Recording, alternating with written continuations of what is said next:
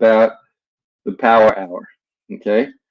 The Power Hour was created as a Source Radio network to introduce everybody to the world of jazz and contemporary jazz. And it isn't just a talk show, but we also play some of the music from some of the artists that we have on. And what we want you to understand is the process of creating music. It's not as simple as people tend to think it is. It's very involved and takes a lot of dedication and a lot of talent to be able to make the music that everybody loves. Along, a Power Hour, we've had some phenomenal guests. Those guests have included Eric Roberson, Brian Culbertson, Layla Hathaway, Raheem Devon, Keiki Matsui, Billy Ocean, Annie Lennox, Mesa, Costello, Reagan Whiteside, Ashley Smith, Dwelle. I could go on about the artists that we've had on. And tonight is no exception. One of the things we want to do oftentimes is not just play A-list artists, but introduce everybody to some of the great talent that's out there that you don't often get a chance to hear, because jazz, like a lot of other musical genres, have been crowded out by urban music to some extent. So you don't get the kind of airtime, and you don't get to hear a lot of new artists that have been really developing some very interesting music for everybody. And tonight we have one of those great groups that I'm really pleased to have. It's called Smooth Jazz Alley, and it has a keyboard producer and founder is Marco Montoya, who started in 2016. He started the band. Then drummer producer Kevin Lewis joined the band in 2018. In 2000, and then after Kevin, the saxophonist Otoe Mori joined in 2020. And the three of them now is, that's the trio that is Smooth Jazz Alley. I would define their music. I've been listening to a lot of their music, and I would define it as a blend of jazz, R&B, soul, and funk. So don't let the name Smooth Jazz fool you. There's an edge to their music, and the music is really very complex. And I think you're really going to enjoy hearing about them and hearing from them. Smooth Jazz Alley began in 2016 in San Francisco, and since then, the trio has emerged in 2020 with its current lineup. They've had 2 LPs, 1 EP, and 4 singles that have been released. And the newest EP is Here's the Thing. And we're going to be playing some selection from Here's the Thing tonight. So I think you're really going to enjoy meeting this wonderful group of people and also listening to some of their music. So the first collaboration with Otoe, who is their sax player, produced the single Deep Into You. And it was written with the intention of introducing the world to her wonderful sax playing. And Kevin and Marco sought to feature contemporary jazz guitarist Blake Aaron, who, by the way, will also be on our show in a few weeks. Blake Aaron, he's been out for quite some time. He's a wonderful producer and a wonderful guitar player. Together, Otoe and Blake Aaron demonstrated a great combination of soul and funk in Deep Into You. And the first single of their EP, Here's the Thing. So the EP is replete with special appearances by Chris Kamazi, Nathan East, Jesse J, Mark Antoine, Wakana, Jeff Ryan, and of course Blake Aaron. 4 tracks on the album were produced by Matt Godina, and the other 2 were produced by Marco Montoya, who founded the band. So that gives you some background on some of their music. So without any further ado, let me bring on Smooth Jazz Alley. Okay, here's Marco. How you doing? Kevin. Hello, everybody. And here's Otoe. Hi, everyone. Hello. Welcome to Smooth Jazz Alley. Welcome to the Power Hour. I'm really glad to have you all here tonight. So, it's a pleasure to be here. Great. I'm glad. I usually like to start out with talking about what's new. What new releases have you had recently? I just started to talk about your EP, and maybe some of the things that you're planning for 2024. So you can all take a shot at it. Whoever wants to go first, feel free. Well, we currently have our single Brisa Del Mar at radio, and that's featuring Jesse J and unofficially featuring Mark Antoine. We've also got Roberto Vally on bass on that track, Carl Perazzo from Santana on Latin percussion, Kevin on the drums, and that's a song that Kevin and I produced and wrote together. And that's kind of what's hitting right now. It's we released that single, I think, back in February, and it's doing very well. And that's actually the third single from our EP. And then previously last year, I believe it was, or maybe the year before, Kev, help me, Here's the Thing was released, the EP. So when we launched the EP, we took Here's the Thing to radio featuring Chris Camazzi. And that's a track also that, we've got Otoe on that track. And, Kevin is the guy that usually goes and gets all these artists for us. So we kind of, we'll get into that a little bit later. And then the first single prior to the release of the EP was Deep Into You. Yeah, we're going to be playing those tonight. I'm sorry, we're going to be playing those tonight for everybody too. So, Kevin, you have anything what's cooking for 2024? You guys have anything planned or in the works? Oh boy, we've got a lot going on. It doesn't look like we're busy, but we're always busy, and 2024 is no exception. With artists that we already have pre-recorded music, and it's a surprise. You're gonna like what you hear, and you're gonna like how you feel when you hear it. We always put our best foot forward, and we always think of our listeners, and instead of ourselves when we're building the music, when we're producing it, when we're writing it. We look at the demographics. What would the listener like to hear these days? And so we've been concentrating on that and putting out some really, really good stuff. Terrific, wonderful. Toy, why don't you tell everybody, why did you want to join Smooth Jazz Alley in 2020? What tell us about the chemistry or what you thought you contribute. Okay, so I knew about Smooth Jazz Alley through Kevin, because long time ago Kevin and I were doing gigging, had gigging a lot locally, and then always he talked to me about Smooth Jazz Alley, and then honestly, I wanted to be a member. Of course, yes. And then I love their music, our music now, but yeah. And then I was asking him, please bring me to your track, and then and then we finally got it. And then my brothers are great, they are amazing personality. Music is great, personality is great. Why not? Good. That's wonderful. You mentioned, Kevin, that you're thinking about composing music or writing music that you think that your viewing audience or your listeners want to hear. Chuck Berry said something I always thought was very interesting about set lists and about audiences.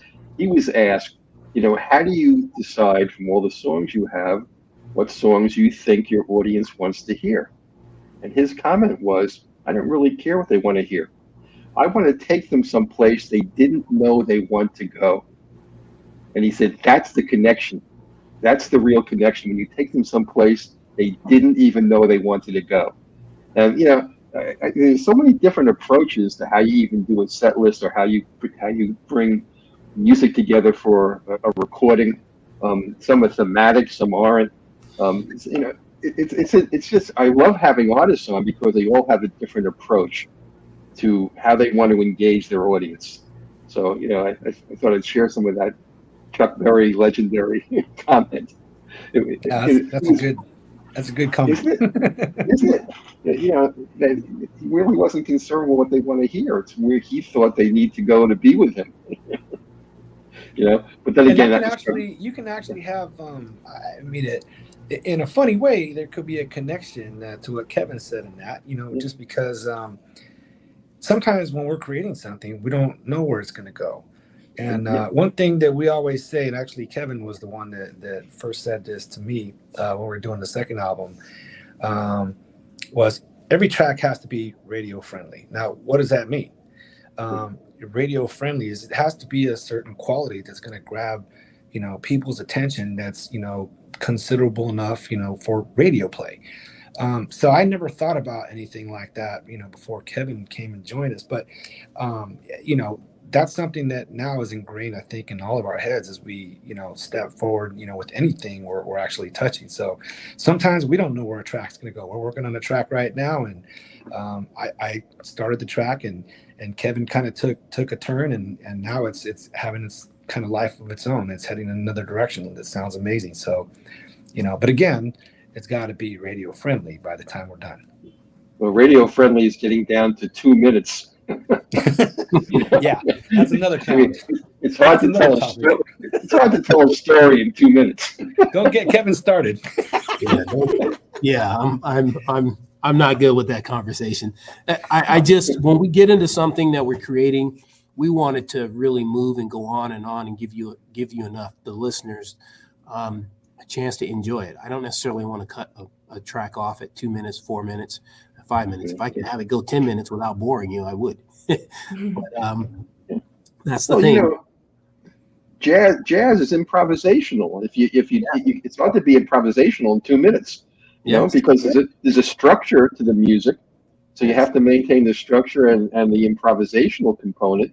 And it's jazz wasn't designed for 2 minutes, never was. And well, kind of like Chuck Berry said, like I got to put you in the car, I got to strap you up, I got to pull up the GPS to figure out where we're going, and then I got to make sure that where I'm going, you're going to like it. And by the time I get there, I hope you like it, right? And I try not to take too many twists and turns that you don't ever want to take that ride with me. And hopefully I make it as pleasant as possible that you want to hit the replay. And it's hard to do in 2 and 4 minutes, but we manage to do it.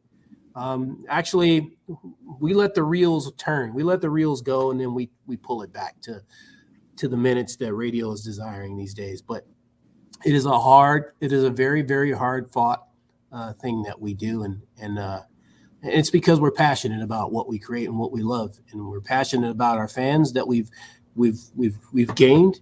And we find ourselves not being able to wait to share as much music with them as we possibly can.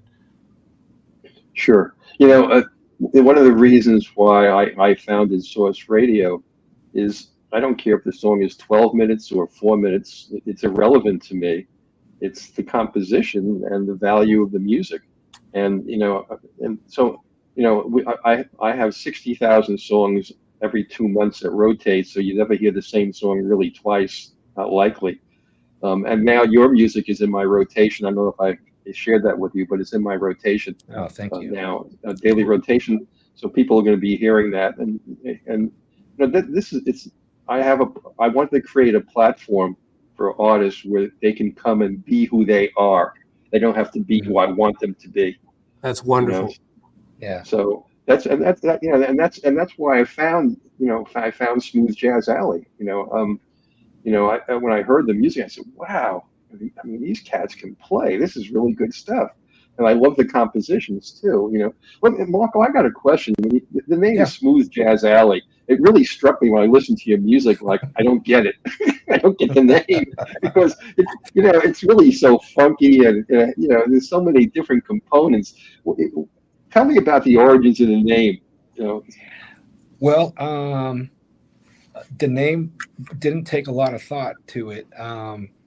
The original partner I had, we were kind of trying to think of what are we going to call this project. We basically got together and worked on a track, and this is kind of how it all started. We had played in a Latin band for about 10 years, and he was a sound guy, Stan Evans, and then we kind of just got together when the band was over and started working on a track. And then we decided after that track was done, we're like, hey, let's go ahead and put a whole album together. And so we did that. And then, when it came time to, do the album art and all that stuff, what are we going to call this? And we like went through a ton of horrible names. I'm not even going to get started with now. And when I say horrible, I mean, they were forced horrible. We asked like, I don't know how many groups of names. And I'm like, why don't we just keep it simple? Something with like smooth jazz in it, and then smooth jazz alley. He mentioned alley, I believe. I think so. And okay, smooth jazz alley. And it kind of sounded like, because in my experience, I used to listen to a lot of smooth jazz growing up on my way into San Francisco from the East Bay. So I had automatically this urban vision in my head when I'm listening to smooth jazz. So that's how the name kind of came into existence. Yeah. But it really isn't.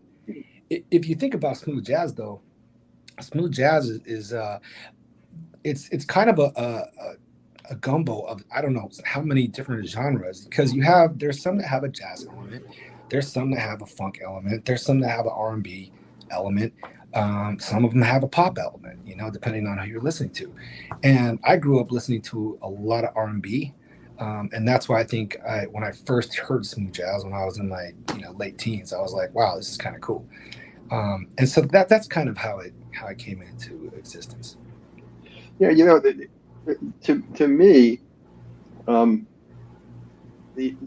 I was raised, I'd listened to smooth jazz since the 70s, and some of my early friends with Pieces of a Dream, and Curtis Harmon, and so smooth jazz is something I've always listened to also. But the thing about smooth jazz to me is that it lost some of the edginess of jazz, like bebop, but you guys have that edginess, and I sometimes don't want people to think that they're going to play smooth jazz, and whatever they might think that is, but the music that you put together is definitely R&B driven and funk driven. It's clear, when I listen to it. I just find it really, really enjoyable. Marco, why don't you talk a little bit about when you were a duo before you and Kevin, both of you were a duo before you became a trio, and you did have your second album was Let's Ride. Am I correct? Correct. Yeah. Yeah. Why don't you tell everybody a little bit about how you guys got together and how Let's Ride emerged? So after the first album was out for a while, the guitarist, my partner at the time, Stan Evans, he decided to kind of retire from the project. He had actually recently retired from his job, so I think he wasn't really looking to take off, and I had all this energy, and so I kind of got left in a bind, and I ended up, we had done like maybe 3 songs from that album, started them, and I ended up kind of like looking for somebody to step in as a guitarist. I love guitars, the guitar solo sound. So I was looking for a guitar to be on top of the music that I was creating. And I ended up reaching out to guitarist Joel Del Rosario from over here. And through him is how I met Kevin and Otoe, because, in our earlier conversations, he was looking to, do some shows. I was looking to have somebody record. And so we ended up getting together for a rehearsal to do a small venue out here. And that's where I met Kevin. And long story short, over getting to know Kevin, I started sharing some of the ideas that Stan and I had started working on, and he sounded really interested. He really liked it, and he started suggesting, "Hey, have you considered this? Have you considered getting this guy?" And I'm like, "No, I know nobody. I don't know anybody in this genre. I have my background is in Latin music and salsa hits in San Francisco." So Kevin he came with all these ideas that were so out of the box, and I'm like, "This is cool. Let's see where this goes." And we ended up clicking, and here we are. I mean, this is Let's Ride was really Kevin bringing everything that his mind could think of as far as getting out of the box. What artists would be nice for this track, and so forth, and then making it happen. And that's how Let's Ride came. Kevin, do you have anything you want to add to that? introduction? No, I think he said it perfectly. I mean, we just kind of clicked, and I've been around the block in terms of playing in this genre for different artists. So being the drummer, you get to back a lot of artists and whatnot, and it's pretty much you're just back there in the pocket, whatnot, and you try to be the best you can, but you also make friends with who you can make friends with, and I think I've done a pretty good job. And so when I was introduced to Marco came to my drum studio, and we were practicing, as he mentioned, with Joel Del Rosario. I thought to myself, here's an opportunity that I get to showcase what I really know and what I can really do in terms. And he gave me that opportunity, so I'm forever grateful to Marco to this day, and I tell him about it. But as a duo, we clicked very good. I always had Otoe in the back of my mind because Otoe and I would play in different small venues around town and whatnot. And I always thought about Otoe as, man, this is this diamond in the rough that really needs to be put out there. And I said to myself, if I ever got the opportunity, I would go and get Otoe on sax so that the world could actually see who she really is. And so referring back to Marco, I had played for different artists and whatnot. And, if you make friends with an artist or you do good, you're able to call that artist up. And sometimes it's like, hey, you know what? Let me hear what you got. Hey, I know the perfect guy for that. Yeah. And this thing's just kind of just snowballed from there. Just, this guy comes on and this guy likes the music. So this guy likes the music and he comes on, he goes, I like what you guys do. Hey, here's my number. Call me up on something else next time. And it just one thing after another, and it just kept going. And it's been one heck of a ride so far. And the first album that I was able to, be on with Marco, we were kicking around names, and I've always loved the slogan, let's ride out. That's right. Yeah. So I think that's where it came from, and Marco can correct me if I'm wrong. But anyway, that's what we settled on, and we never looked back since. And that album has some pretty heavy hitters on that album. Yeah, it does. Definitely does. We just love it to death. One of my favorites off of that album, I know we're here to promote Here's the Thing, but my favorite off that album is Title, because I feature Andy Snitzer with Chieli Minucci. So one of the knacks that Marco and I have is putting artists who would never cross paths. They would never, ever cross paths together on any other album. They're all individual artists, right? So they would never cross paths in terms of playing with each other and whatnot. In this instance, if you think about it, when's the last time you saw Andy Snitzer and Chieli Minucci from Special Effects together? Yeah. You see where I'm going with that? When's the last time you would see Carlyle Barriteau with Eric Marienthal? Those kinds of things, and so forth and so on. Here's the Thing is no exception. We have a knack with putting together artists and getting the right artist, granted, for the sound that we need. Call this guy up. If this is not the right guy, hey, he knows a guy. He calls that guy up, and here we are. But it's been fun. It's really been fun. Yeah. Try to keep it light. Sounds it. Do you know my friend Terry Roman? No. You don't know Terry? He's out in California, a guitarist. No. He's a producer. Yeah, that's somebody I got to introduce you to Terry. Sure. Because you might want him to to gig with you guys also or record with you. He's a marvelous guitarist. He's been out there for about 30 years. He's we could talk about that. Also I can introduce you to some awesome. people. Thank you. Too.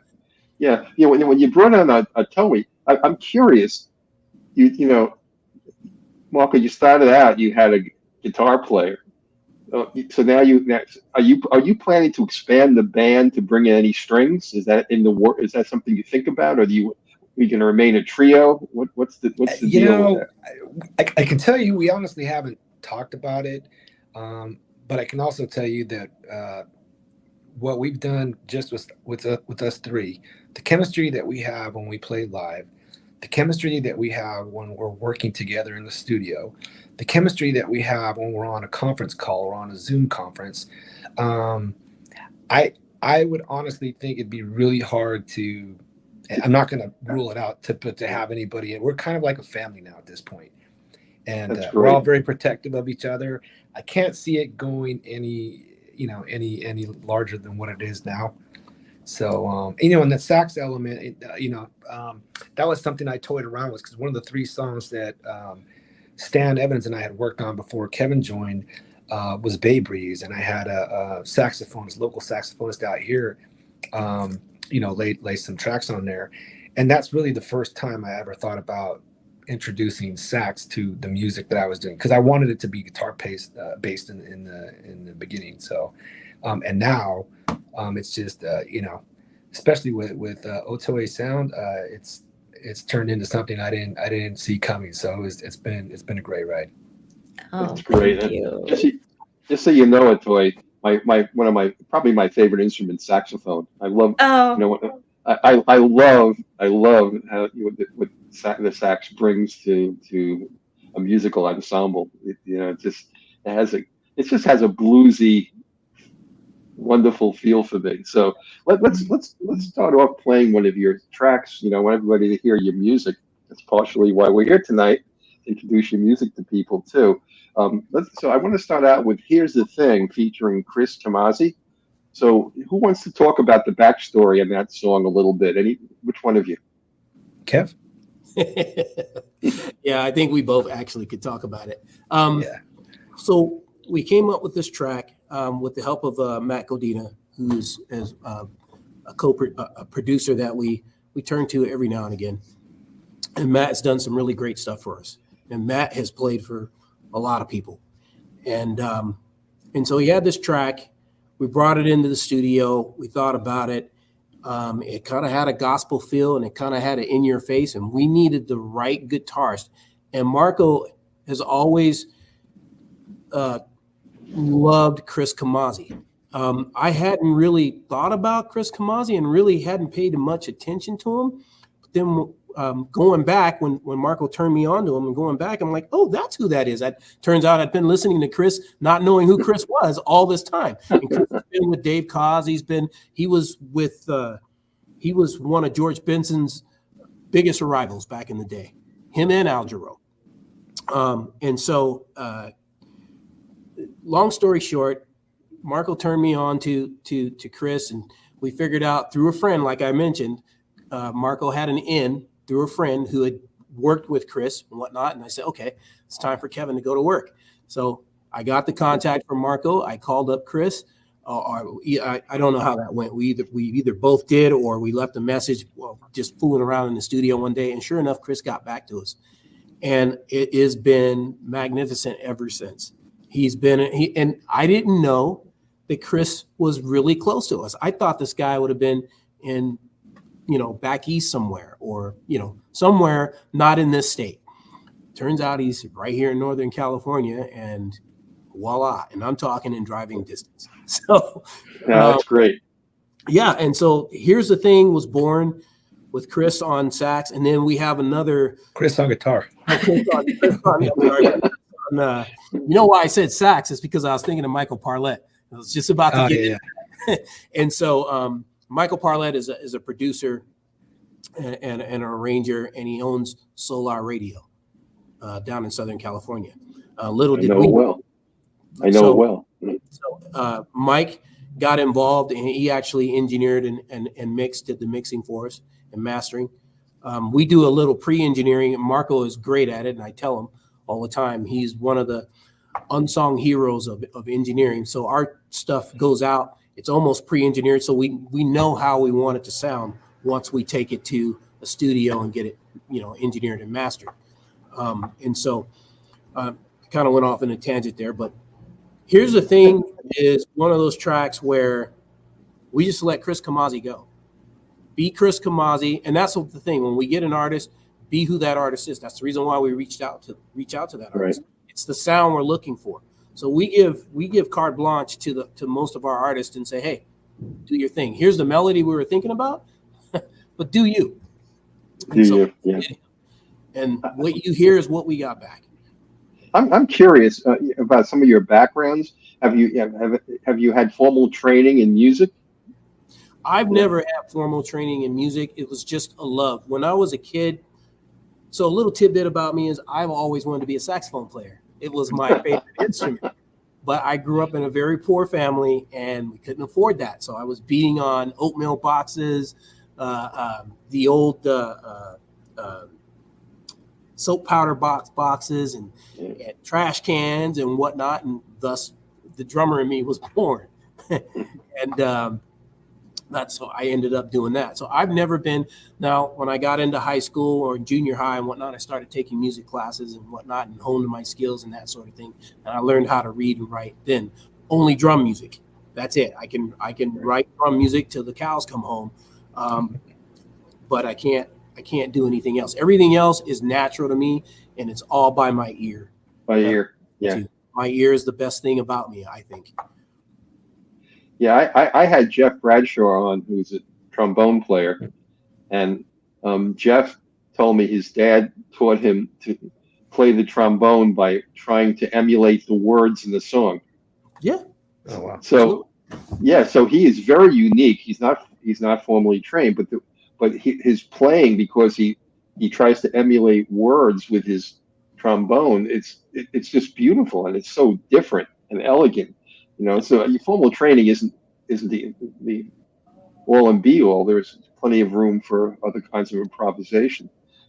Marco, have you had any formal training, or Otoe, have you had any formal training? Yeah, I actually, when I was about 7 years old, my parents stuck me in piano lessons, and I took about 2 years. I remember I kept advancing, so I kept outgrowing my teachers. I went through 3 different teachers. And then I got to a real stickler who was very disciplined, and I didn't want to be disciplined at that age. So long story short, I didn't want to do my theory homework, and thus my lessons ended. However, we did have a piano, and so I would actually sit down and play by ear. Whatever shows I was watching on TV and stuff like that. So I just really enjoyed playing the piano. So a lot of my playing is by ear, and then like I said, I had grown up listening to R&B music, so I'd basically put music on, hit play on the cassette. We had cassette players back then, and then I'd start playing along with them, and that's how I actually trained myself to play along with that type of music. And then later, when I was about 19, my mom tricked me into meeting this guy who had a Latin band, and long story short, I ended up getting into Latin music for since then. So I still play Latin music, and that's really kind of once I started playing with salsa bands, then I had to kind of brush up more on my theory, and because sometimes those playing with those bands, you don't want to be in a situation where you got 12 guys staring at you because you're the weak link, So I actually, started doing some more homework, and and that's really the full scope of my training. But a lot of mine, like Kevin, is by ear, and I can pretty much follow a bass line in any genre. So how about Otoe? How about you? Have you had any formal training in sax music? Yes, I started piano when I was 7 years old, but it was classical music. And then my dad was a saxophone player. He plays saxophones and clarinets, and then I always wanted to be like him. He needed some pianist for himself, so I was practicing piano for him. But yeah, I really wanted to be like him, and then I switched to piano to saxophone, clarinets, and then I went to special music school for 2 years after high school. Okay, good. So so you have one studied musician and 2 by ear musicians, and I guess the blend works. It works well to have all 3 of you work together. So let's go with hear one of the songs that we started out talking about. It's Here's the Thing featuring Chris Kamasi. Okay, I'll put you all in the back room, and we'll bring you back in a minute. Thank you.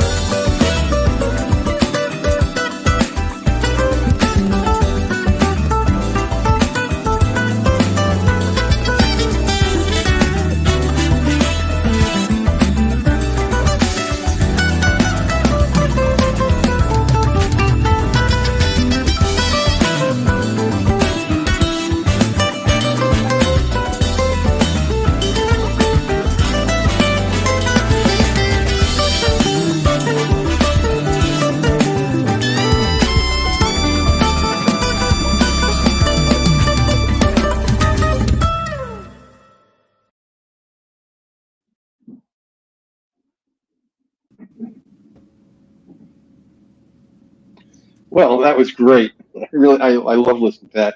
It's, it makes you feel good. It's a feel good song. Thank you. Thank you very much. Yeah, no, my pleasure. I'm glad we're able to play this for everybody. I'm kind of curious about jazz influences.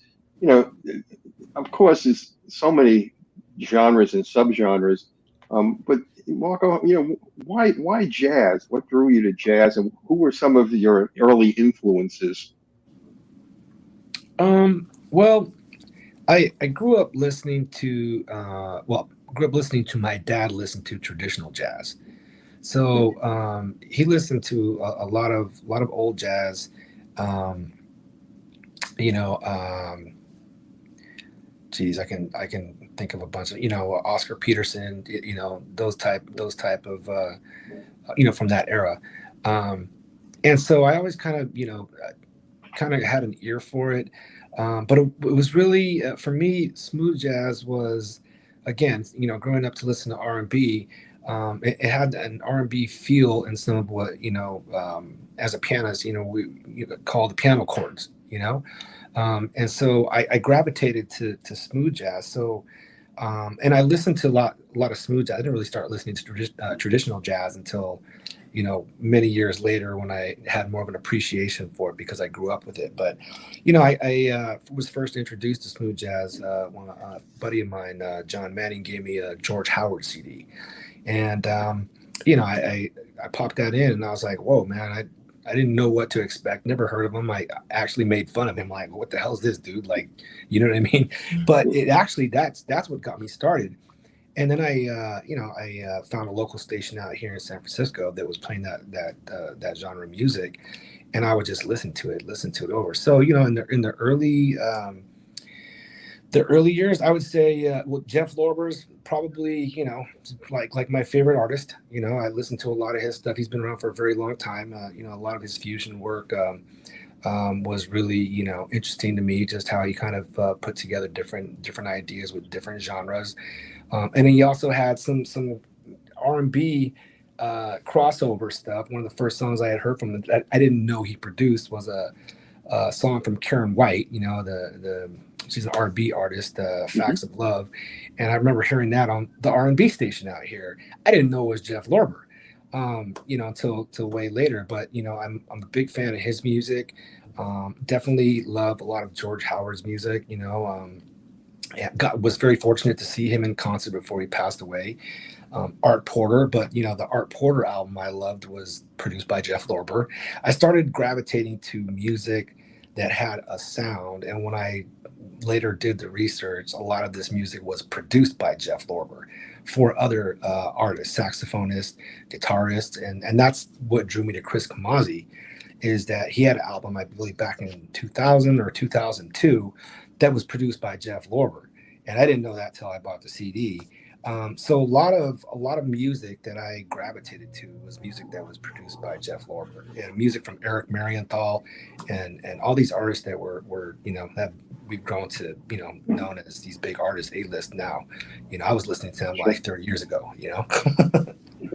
But Tori, how about you? You played sax, but why jazz? How did you? Who were some of your early influences? Okay, my dad, he gave me a Sadao Watanabe's cassette tape. It's a long time ago. That was Morning Island, and I was like shocked about that. Once I listened to that, I was like, oh, I want to play this kind of music. That was the first thing, and also my dad brought me to his concert many times. He was playing many like Japanese soul, like all type of Japanese soul song, and then also jazz. He was in a jazz band too, so that's why I started listening to jazz. Did I say you guys? And Kevin, how about you? Well, kind of like Marco, I gravitated toward some of the same artists that he had, and Otoe. My mother, my mother was a big contributor for me. My mother sang opera, and she also played the trombone. but she loved contemporary jazz. And so around our house, we always had none other than Bob James playing. We had Stanley, we had Stanley Turn Team playing. Sure. And then I had a brother who I used to always call a weirdo because he always played these off like people like Flora Purim and all these people that no one ever heard of. And then all of a sudden, I knew of Phil Collins before people knew of Phil Collins because Phil Collins was in a band called Brand X. He would play stuff like that to me and put me on the drums, put earphones on, and make me try to play that stuff. I love him today, but I hated him back in the day. I hated him. Like, I'm going to play this crap. But lo and behold, it's a part of me now. And so but on the contemporary jazz side, I grew up listening to Bob James as a kid, and Steve Gadd was my drummer. And then the drummer of Foreplay now, or who would be. And then those are the guys I grew up listening to. I probably own just about every Bob James album there is. And when I was about maybe 6 years old, my mother took me to the Hollywood Bowl and introduced me to Bob James. He was up in the crowd and they were doing sound check. And my mother was a big fan of, he's a big fan of, or my mom is a big fan of his too. And she knew exactly who he was. As the story was told later, my mom drags me over there and Bob introduced me to Bob James. Well, fast forward it, probably when I was 35 years old, Bob James came to the San Jose Jazz Festival. And I knew he was coming. And I got every jazz CD and album from my mom and the CDs that they reproduced on CD and took them to the San Jose Jazz Festival. And Bob James signed every last one of them. That's great. That right there took it over the top for me. Since then, and listening to more Bob James, and if you rewind, there was, David Sanborn that he would always have with him and whatnot. And then that's how I found out about Andy Snitzer. And then, and I said, one of these days, I'm going to have Andy Snitzer on something. I'm going to play with that saxophonist. My goal still is to bring in David Sanborn on something before he gets out there and it's too late. But those are my jazz influences. I know, Marco, you told me, you said before you played Latin music. Somebody I had on my show who's a friend, Christian D. Masonis, he and Bob James, they did a song called Hispanica, and about a year and a half ago was #1 on Latin on Billboard. I don't know if you remember Hispanica. Yeah.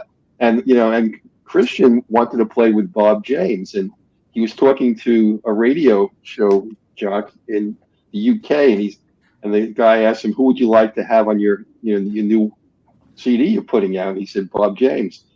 And he said, oh, I know Bob James, the guy said, and he hooked him up. Oh, wow. And he sent Bob James the track Hispanica. Bob James loved it, and he played on it. Oh, that's awesome. Wow. Yeah, but Bob James is one of these national treasures that people don't even know what this guy. He really started hip hop. All the early hip hop artists sampled Bob James. He's the most sampled jazz artist ever. Ever, yeah. Mm-hmm. He's the most outside. I would say. Then Marco's guy is his keyboardist that he goes. Oh, Jeff Lorber. I'd say Bob James, Jeff Lorber, and then all the rest fall in line. Those two right there, and Bob James on the top. He's just oh my gosh. Yeah, but when you think of it, he's a jazz musician, and yet he sampled for hip hop. That's how hip hop began. And you can even see Bob James in hip hop sometimes. Like he promotes a few hip hop artists here and there, and I just think it's the greatest thing since sliced bread. Yeah, Bob James initially, when they started sampling him, he was kind of angry because he wasn't getting paid. They were using his music. I remember that. Yeah. But he came around, So, let's play another one of your songs, because we're really starting to run down on time here. I want to play Deep Into You featuring Blake Aaron. Does anybody want to set that one up for everybody? Sure. So Blake Aaron is another gentleman, that really nice guy and phenomenal guitar player. And I forget, Marco, do you remember how he came to us, how that happened? Was that through Michael Parlett? I believe so, yeah. But it's interesting because if you remember the very early conversations, we had the track, and we knew this was going to be Otoe's coming out track, and we were like, who do we get on there? And we were going back and forth between, shall I say it? I think it was Andy Snitzer and Blake Aaron. Yeah, I'm sorry, not Andy Snitzer, Chieli. Yeah, Minucci, special. And who was that? I'm sorry. Studio, and I was like, hey, you know what? Blake Aaron's been like #1 on his last like few tracks. I was like, this guy's hitting right now. I think we should try it. That's really what it was. It wasn't even like, you know. Yeah. Mel, we were going back and forth between Chieli Minucci special effects and Blake Aaron. That's what. Yeah. Gotcha. So, yeah. So not a bad choice to work from. And Otoe, you're featured on this too. You're on this track. Yes. Yeah. Yes. That was my dream. This is a track we wanted to bring Otoe out, but we knew we needed some star power with her. Mm-hmm. But in our eyes, Otoe is a star, but we needed a brand name. And like I think Marco alluded to, that Blake Aaron had some consecutive #1s. Yeah. So that kind of dismissed Chieli Minucci, even though Chieli is top notch too. But because Blake had been out there consecutively, I think it was what, Marco, 3 or 4? I want to say, at least 3. Yeah. Phenomenal. Blake is something else. I know. And so we, that's it. We'll call it. Well, yeah, and he knew our engineer, Mike Parlett, and I believe Kevin had a conversation with Mike, and Mike's like, "Well, I know Blake Aaron," and so it was like we had the in through Parlett, so it worked out very well. I'll tell you a very quick Blake Aaron story. When I talked with Blake and he's going to be on the show, I got started on this radio station. I've been in radio before in Baltimore, but I didn't have my own station. And I had a friend in the UK, goes by the name of Dr. G, and he has a Saturday jazz show, and he owns 3 radio stations. It's called Jazz and Coffee. I don't know if you ever heard of Jazz and Coffee. I've heard of that. Yeah. It's the biggest jazz show in the world. He gets 3 million listeners on Saturday morning. Yeah. Wow. So I talked to Dr. G. We talk a lot, and I said, I'm having this guy, Blake Aaron. He's a great guitar player. And he said, oh, Blake, my very first Jazz and Coffee 14 years ago, my artist I had on was Blake Aaron. Wow. That was his first one 14 years ago. So, Blake's around and, really well known. So to have Otoe have her first coming out party with Blake Aaron isn't a bad way to start. Yes, very fortunate. So okay, I'm gonna play now for everybody. I'm gonna play now "Deep Into You" featuring Blake Aaron, and also Otoe Mori on saxophone. So everybody enjoy. Thank you. Thank you. Okay.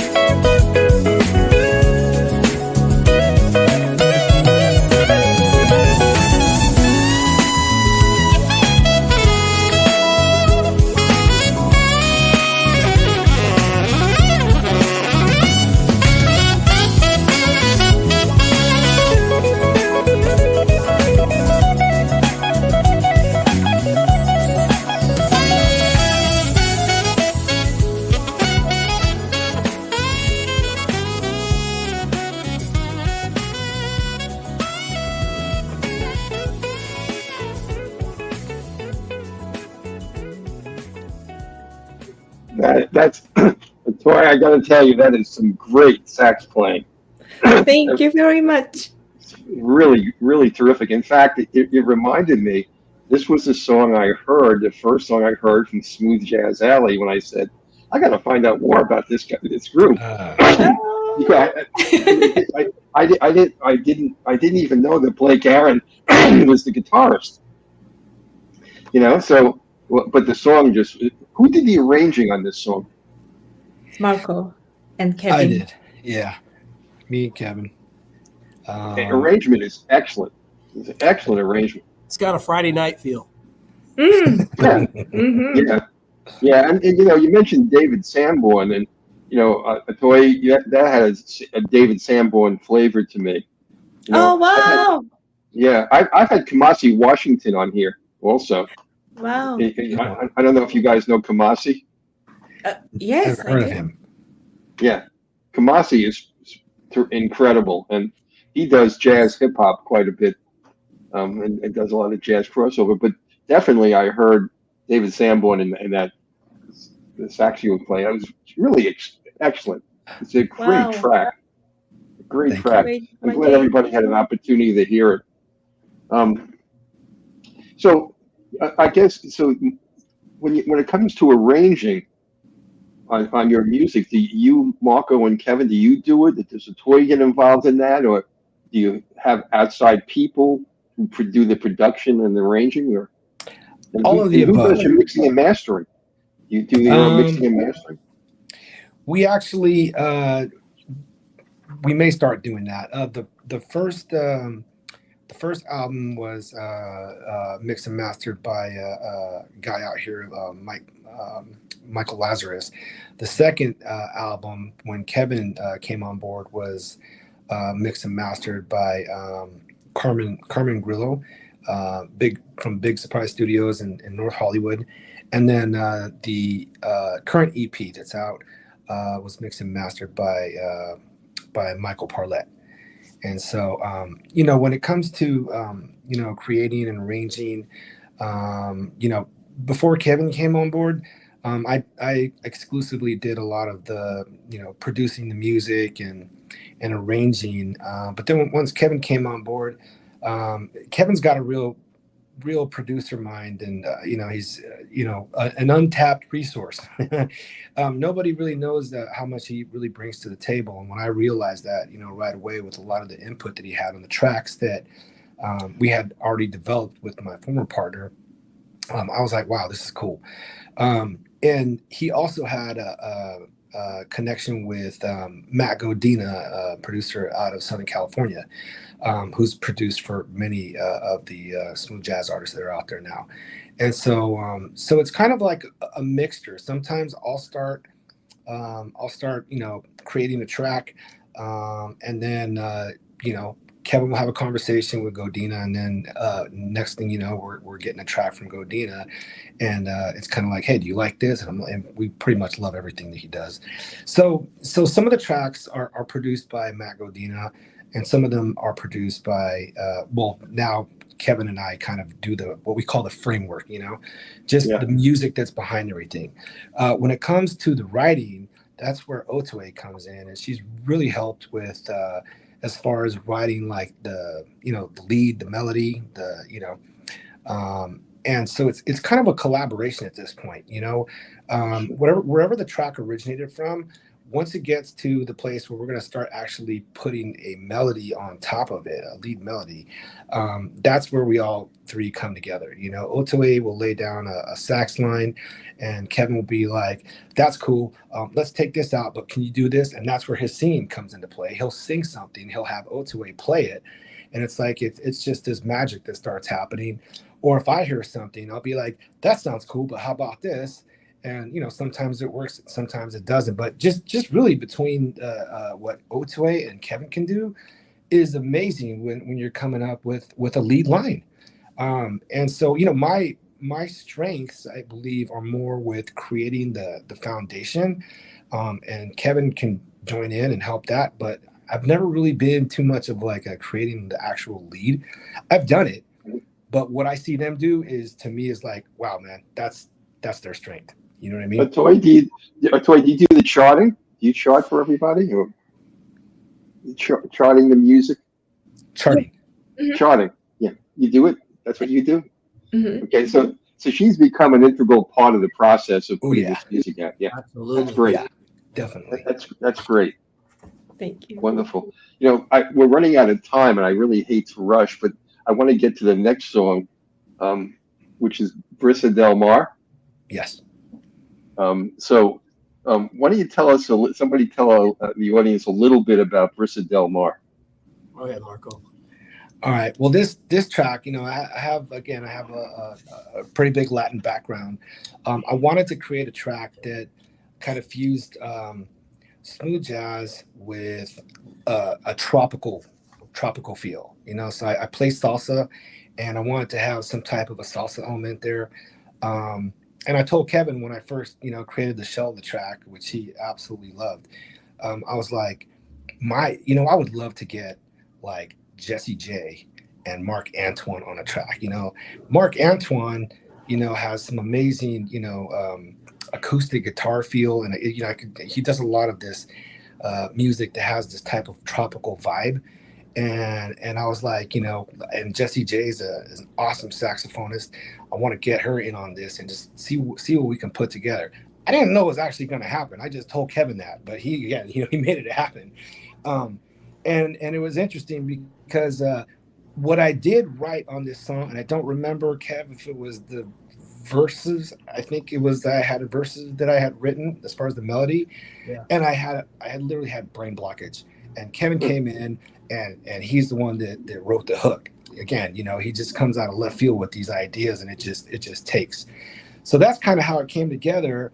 And then I was like, it'd be kind of cool to have Latin percussion. And we had just been to NAMM, so we were considering, we had met Pancho Sanchez. We were thinking of Pancho Sanchez.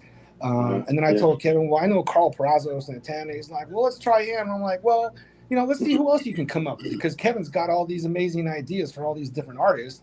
But we ultimately, went with Carl. I know him very well.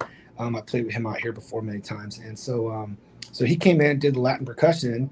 And then Kevin and I flew down to Southern California and recorded the drums in Parlette Studio. And it came together very well. Jesse went and recorded at Carmen Studio in North Hollywood. She laid down her sax over there.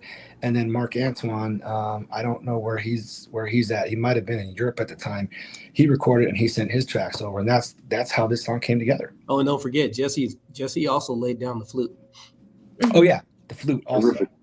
Yeah. Well, wonderful. And we got Roberto Vally on bass. So he was actually the first outside of the three of us to lay something down on this track. So Roberto Vally is an excellent bass player. Wonderful. Well, let's play for everybody Brisa Del Mar.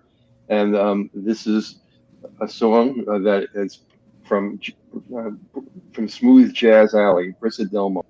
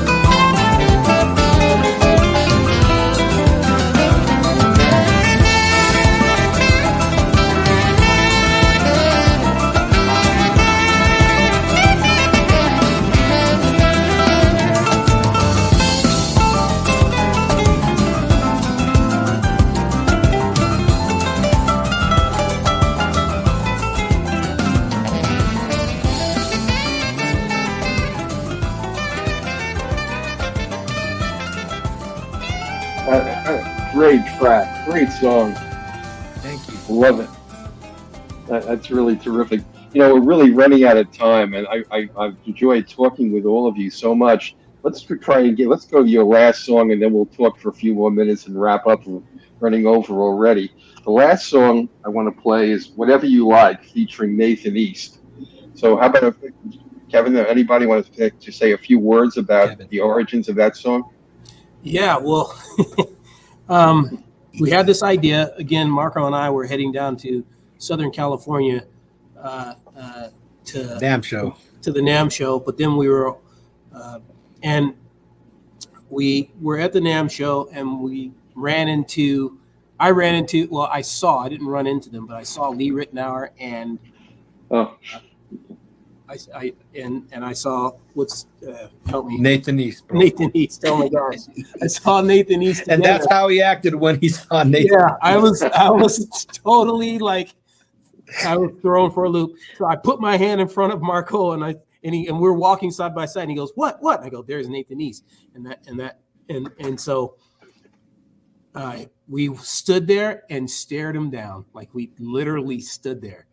And he didn't know us, you know. He was just like, he just stood there, and he was talking and talking and talking, and then when he was done, he tried to leave, and we got in front of him. We wouldn't let him walk by us, like we literally, as if, you know, like you're trying to get by someone and you can't figure out which direction they're going. But we did it on purpose. And so, long story short, we told him we had a track that we just knew he would love, and he gave us a guitar pick. And on the guitar pick was all of his information. He said, I got to run. I've got to be somewhere. He said, but email me, and my information's on the guitar pick. And the rest is history. So we emailed him the track, and he really loved it. But it took him, how long did it take him, Marco? Almost a year. Over a year, right? Well, it's quite a while. Like it was going, and I was getting really, really frustrated, Nancy. And I was about ready to just say, you know what, let's just move on. Literally, after I got through talking to Marco, and he talked me down off of a ledge, off the cliff, because I was ready to jump. He literally, the next day, he called me. The next day, and he goes, "Hey, I'm just getting back from my road trip," because he's one of the he is the most recorded bass player in the world. Sure. Just got finished doing some other stuff, and I think he did some classes in somewhere else, and just was doing some stuff for Yamaha. And he goes, "I'm getting in the studio. I'm going to record." So he gave us long story short, he gave us this Joel back on bass, and he had a piccolo bass, and what you hear is a piccolo bass in the bottom bass. And so we got it back, and we were just in love. But then I thought, Marco, we need that voice. We need that foreplay voice, that softness, that, right? So I gave it back to him, and I go, "Hey, I need your vocals." And he was reluctant, and he goes, "Are you sure?" And I'm like, "Yeah, please, please, please, please." We got it back, and he gave us his vocals, and you hear him coming in the bridge and whatnot, and that's him doing his thing. And we've been pinching ourselves ever since. It's just wonderful. Again, Wonderful. I went down to Southern California. I tracked drums, and Marco was sitting at the engineer board, and that's our trade-off. That's what we do, and that's what we got back. And we've been in love with it. Wonderful. Well, let's play for everybody the last song of the evening. It's Whatever You Like, featuring Nathan East. Okay? Thanks. Thank you very much.